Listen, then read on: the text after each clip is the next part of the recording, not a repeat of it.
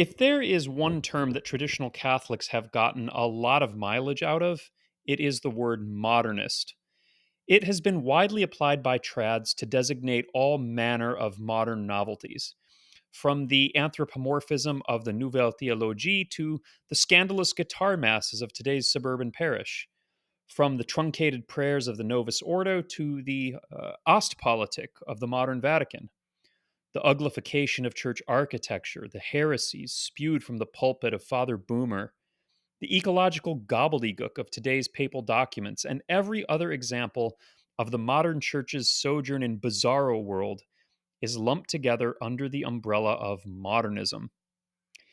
This is a handy generalization as it allows the multifaceted nature of the church's crisis to be laid at the feet of a single enemy, a monolithic entity called modernism, which serves as the target against which trads can direct their ire, the Goldstein against whom we can vent our 2 minutes hate. Modernism becomes the boogeyman behind the entire ecclesiastical crisis.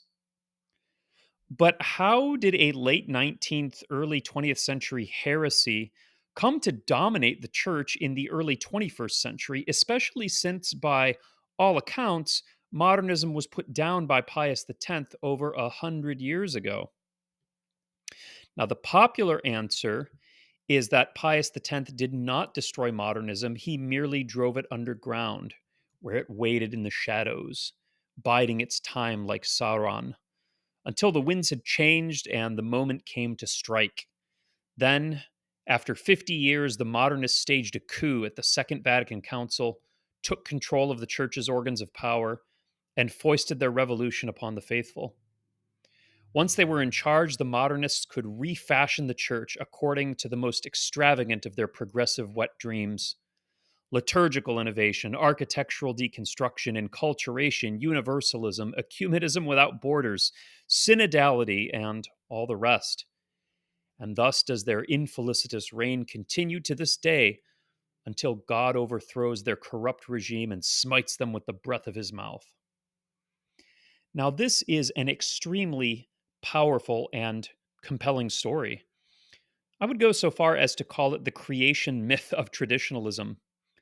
Into the harmonious, unfallen church of Pius X, disorder was introduced by the serpentine modernists. Pius X's pascendi fell upon them like a decree of exile, banishing them from their academic and ecclesiastical Edens. But from their exile, the original sin of the modernist continued to fester until, at Vatican II, the mystery of iniquity was revealed and the modernists seized power in the spirit of Antichrist, who now must be thrown down by something approximating to an eschatological intervention of Christ himself. Now, the problem with this story is that it's wildly inaccurate. Now, don't get me wrong, modernism certainly is a detestable heresy, and it does share certain characteristics in common with today's progressivism. Like today's progressives, the modernists wanted to change the church while remaining within its bosom. Both the modernists and today's progressives wanted a kind of accommodation to the perceived needs of modern man.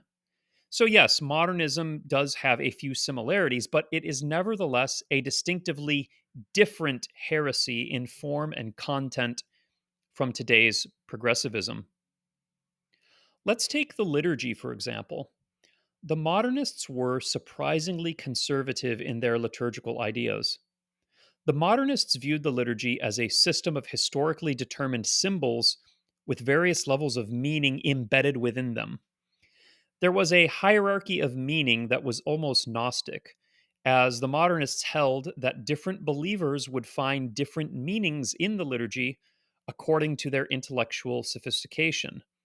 On the lower end of the spectrum were the pious uneducated, those who would experience the liturgy in a crudely literal way, taking all the talk about angels, sacrifice, and transubstantiation at face value.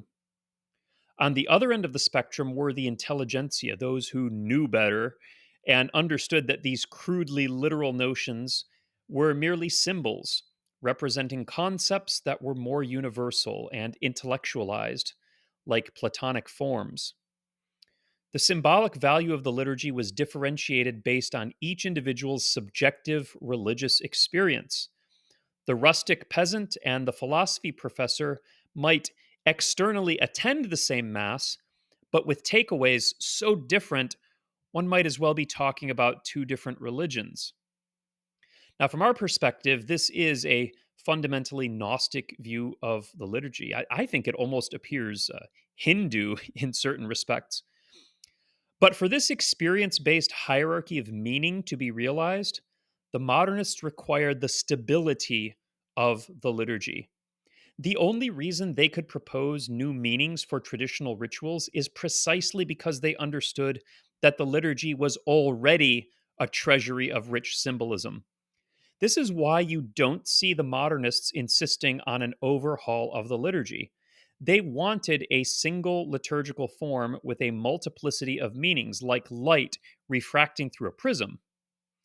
Today's progressives want the opposite, a multiplicity of liturgical forms all pounding home a single egalitarian message.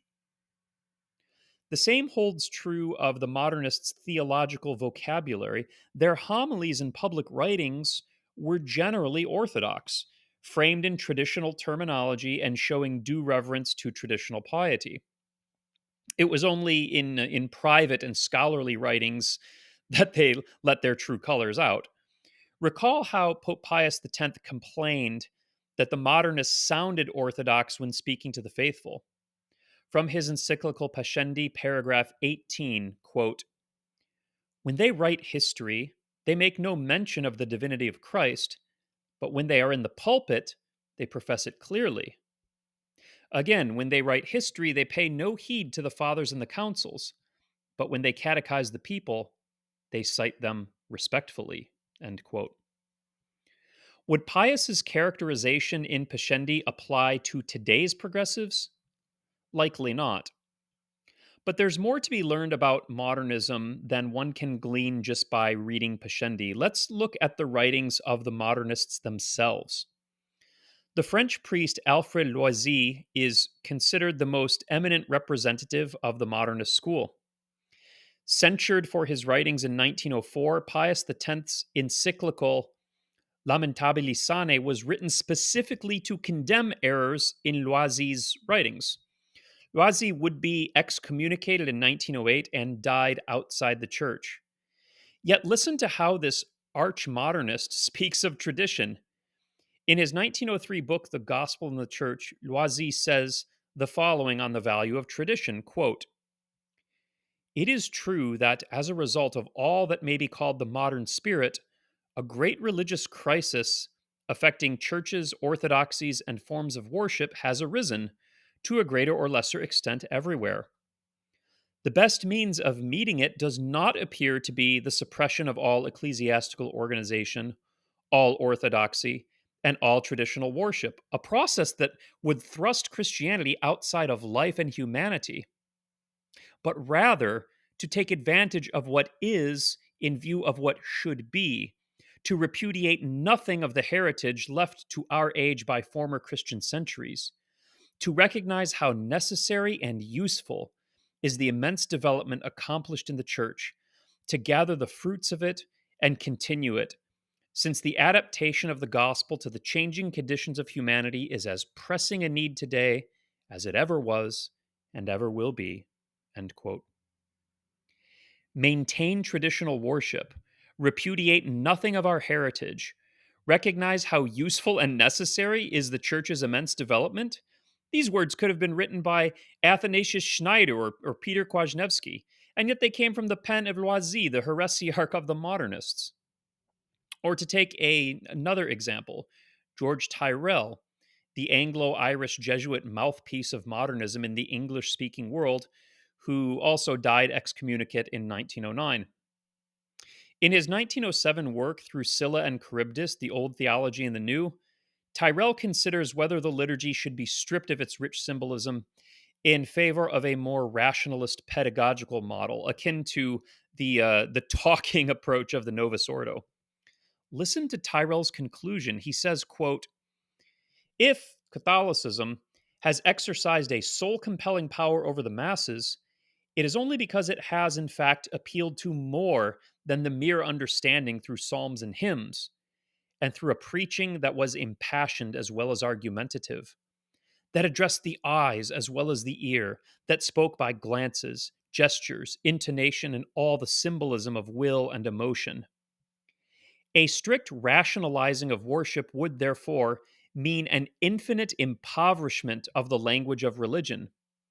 One need not deny the advantages of a vernacular liturgy, yet it may be that the mere dumb show of a high mass, with all its suggestions of mystery, faith, and reverence, speaks more fully and directly to the spirit of man, does more for the right attuning of his soul than could the most exquisitely balanced theological discourse on the sacrifice of the altar. End quote. Tyrrell would thus have opposed the Novus Ordo with its diminution of ritual signification in favor of more verbalization, which Tyrrell believed would be, quote, an infinite impoverishment of the language of religion. Again, as in the case of Loisy, we see that Tyrrell considered the church's traditional rituals as a boon. Remember, the modernists prioritized religious experience and therefore saw in the church's rich tradition a structure well suited for all manner of persons to engage with the divine according to their own capacity. Now, this is not to say the modernists didn't want to revolutionize Christianity. They certainly did, but not in the same way as today's progressives. Modernism made little effort to change the official vocabulary, formulas, or rituals of the church. Men like Loisy and Tyrrell were content to leave traditional forms in place as suitable templates upon which to impose novel layers of meaning, which they believed were better suited to the religious experience of contemporary man. Modernism was ultimately a literary movement, catering to a small clique of hyper intellectualized academics. This is entirely different from today's progressivism, which considers itself a populist movement aimed at the masses, pushed by clergy who, if anything, are crassly or even anti intellectual. While the modernist of yesterday sounded perfectly orthodox when preaching, today's progressives spew heresy and blasphemy freely from 10,000 pulpits. While Loisy and his peers were seeking to persuade a small coterie of intellectuals, the targets of today's progressives are schlubby Joe Pewsitter and his family.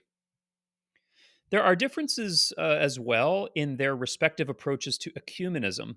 The modernists didn't think much of Protestantism, which they considered insufficiently systematic, crassly unintellectual, aesthetically impoverished, and too coldly cerebral to resonate with the human spirit.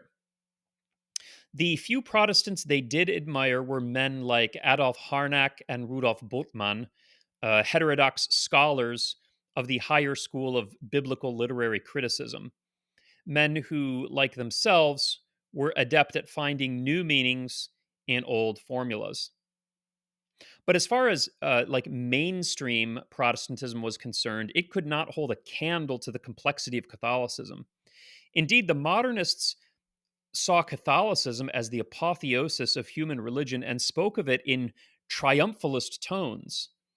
Again, Tyrrell, quote, it seems to us that Catholicism is, more than any other system, a religion of the whole man, body, soul, and spirit, a religion for every stage of his culture, and not for one only, for every mood of his variability, and not only for the highest, for every sort of man, and not merely for the religious, ethical, intellectual, or social aristocracy, that it enters as an organic part into the whole process of civilization. Catholicism, in spite of, or rather because of, its vast complexity, has been, as no other, a religion of both the crowds and masses, and also of the intellectual, the cultivated, the mystical, the aesthetic minority. End quote. Today's progressives, meanwhile, cannot stop apologizing for the church, lamenting its doctrinal narrowness and institutional shortcomings, all while bending over backwards to simp for Protestantism.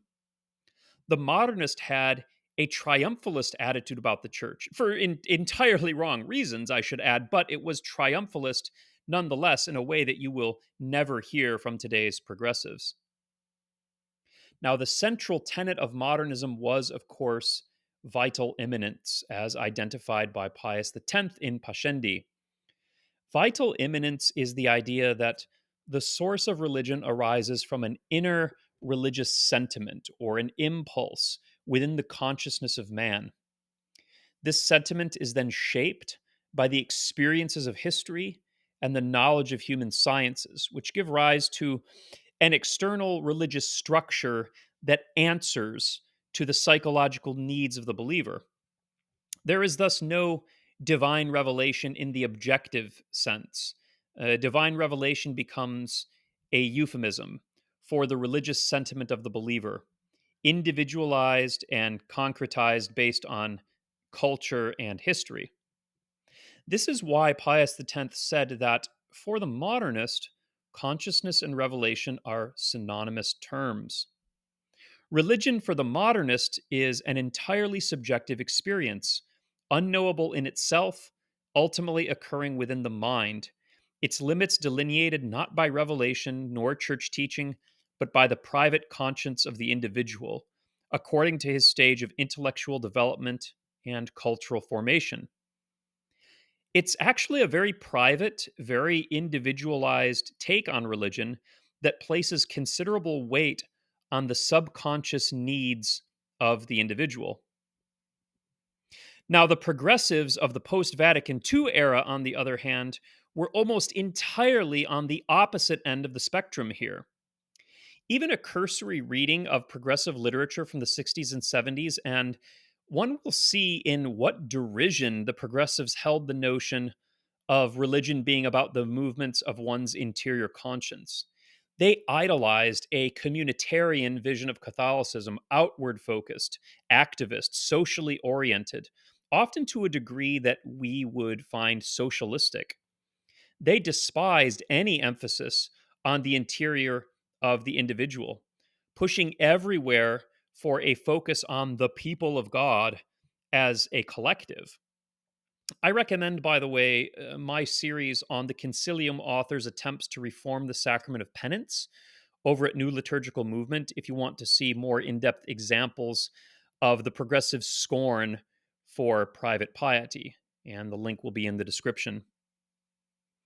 To put it plainly, the modernist wanted man to find God in the sanctum of his own religious feelings, while the progressive wants us to find him in the community. Both of these positions are wrong, but in entirely different ways. Now, I hope I've succeeded in demonstrating that today's progressivism is not identical to the modernism of Pius X's time.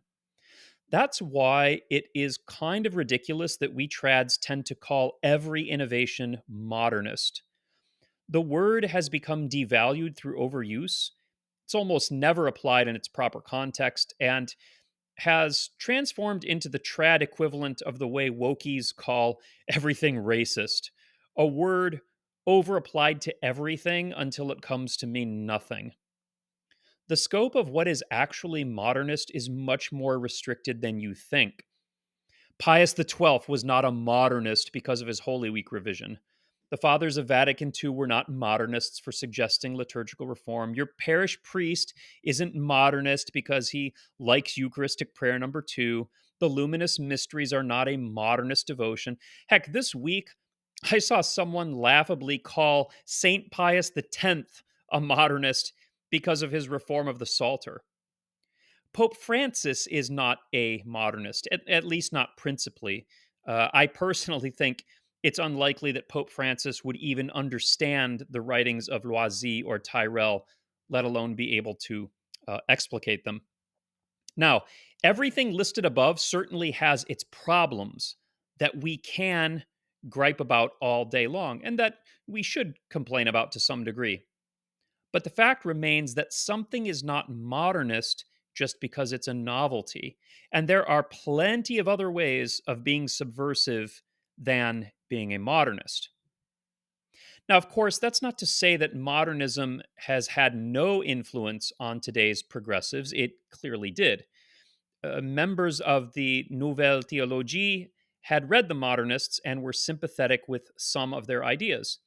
And here we can mention Congar and Chenu in particular, who adapted some of the ideas of Loisy in their attempts to overturn the neo Thomist monopoly on the theological schools during the 1940s. And many problems we see today are a logical conclusion of certain modernist tenets. For example, if religion is ultimately about the sentiments one experiences in the sanctum of conscience, then it follows that a man who is an adulterer or dissenter can present himself for communion if his own religious experience offers no hindrance in the form of conscience. Even so, what we have today is not modernism, or rather, I should say, it's vastly more complex than simple modernism. I think it's right to say that modernism was an ideological precursor to today's progressivism, similar to the way we might say that Lollardy and conciliarism set the stage for Protestantism. Certain elements of modernism would germinate into ideas that would later be assumed into the movement of the post conciliar reformers. But ultimately, the 1960s progressives do not share a direct line of descent from the modernists. Hailing principally from Belgium, the Netherlands, Germany, the Rhine countries, essentially, the revolutionaries of the 60s took far greater influence from the liturgical movement, the ecumenical movement, and the Tübingen school of theology than they did from the French or English modernists. The deconstruction we saw in the 60s and 70s was something we cannot find advocated in the writings of the modernists. The modernist wants to inject your hamburger patty with unhealthy hormones, but the 60s progressive wants to take away your hamburger and give you a rice cake. The modernist will try to convince you that the Mona Lisa actually depicts something other than a smiling woman, while the progressive will simply replace the Mona Lisa with a Jackson Pollock painting. A modernist will tell you you need to update your wardrobe to keep up with the latest fashion. The progressive will strip you and make you go about naked while lecturing you on why being naked is superior to being clothed. You get the point. So, I think we need to be more circumspect in labeling anything bad or novel as modernist. Last year, I wrote an article on my blog entitled The Church's Historical Blind Spot, which I will link in the description, and I recommend you read.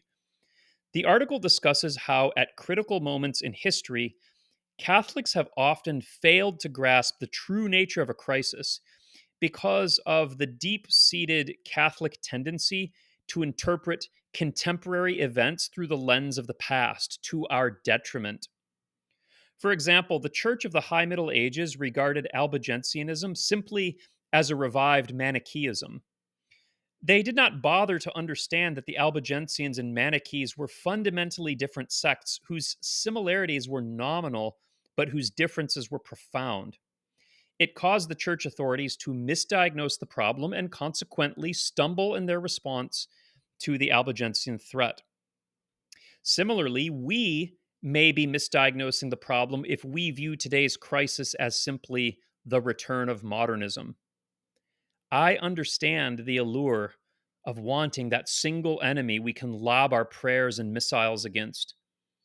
But the reality of things is always more complicated than we believe, with a multiplicity of factors coming from divergent sources. Modernism is certainly in the mix, but it's profoundly wrong to view today's crisis as a simple conflict of tradition versus modernism. That is, unless modernism no longer has any objective meaning and is just a catch all phrase for anything that isn't traditional, which would be supremely ironic since investing traditional vocabulary with novel meaning was one of the principal methodologies of the modernists.